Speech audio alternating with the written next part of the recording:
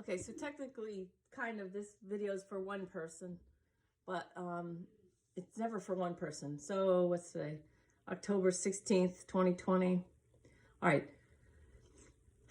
So I'm talking to someone whose, spouse is in the hospital, and reminding that person that, you're here too. Don't forget that you're here too. It's not all about the person who's in the hospital. We did this with my mom too. It's like, when you have someone in the hospital in your family, everything else can just fall apart. And I totally get that.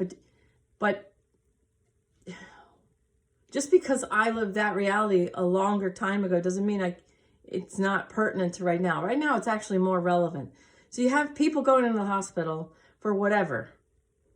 And the people who aren't in the hospital, aren't handling it, waiting for phone calls to find out about what's going on. And hospitals are pretty short-staffed. Some are saying that because it's October now, 2020, and hospitals were filled and now there's like not, and all that. So you get it, but you're not getting phone calls back when you want. Okay, so just relax. I'm also helping someone else at the same time who's on a road trip, and the engine blew up in the car, and we handled that.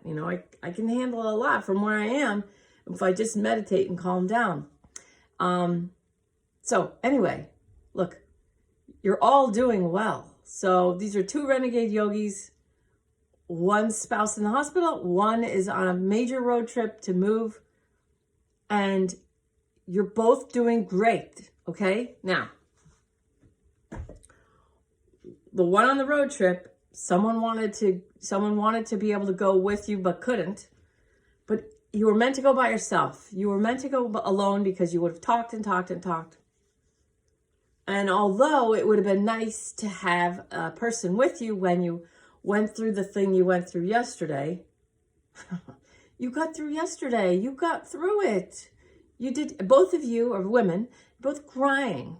And it's beautiful. You guys are, when you cry and you're getting squeezed and you're going through something, this video is probably going to end because someone's going to call me, because one of these two people are going to probably call and update me on their situation. Just so you know now. When you're really, like, one's engine blew up and the other one's spouse in the hospital. But however you end up in the place where everything sucks and you're crying and you forget that you're not this, and you get really, really pulled into the real world, the physical world reality. And you're like, oh my God. And it looks like, what can I do? One was like, oh my God, do I put the dogs in the pound? I'm like, no, those are your dogs. You keep your dogs. Okay.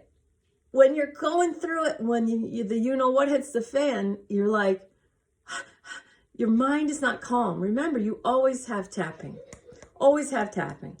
Always, always, always. Tap and breathe. You don't have to say all the pretty, pretty words that I deeply and completely love and accept myself, because your ego is actually like, yeah, right. Just tap. Top of the head, tap, breathe.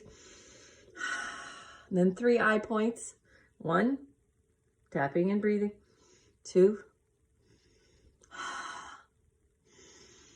if you yawn on any of these points, you're just going to stay there and keep tapping and breathing.